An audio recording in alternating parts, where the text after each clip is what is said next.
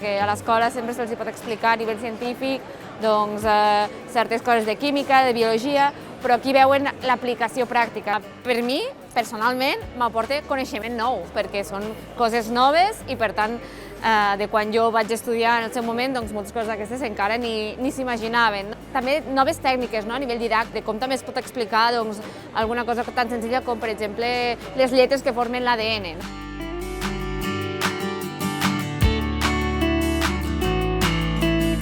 Ens aporta coneixements i, a part d'això, ajuda per escollir algunes coses que volem fer al futur o coses que ens interessen i no sabíem que ens interessaven.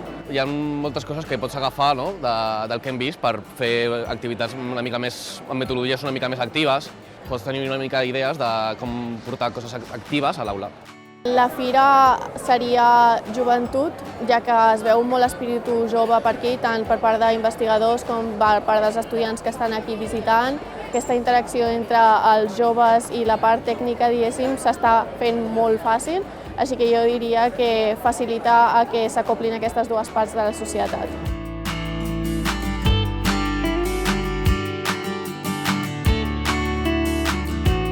No només pels participants, sinó per nosaltres també crec que és enriquidor donar a conèixer la recerca que fem cada dia i també conèixer els projectes científics d'altres grups de recerca del nostre país.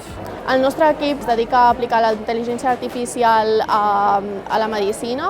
En concret, el projecte que estem explicant avui és EucanImage, que és aplicat al càncer de mama. El que més m'ha agradat és la diferència de temàtiques, ja des del canvi climàtic al genoma, hi havia també reproducció assistida, diferents temàtiques que es poden tractar i es poden veure aquí en diferents experiments.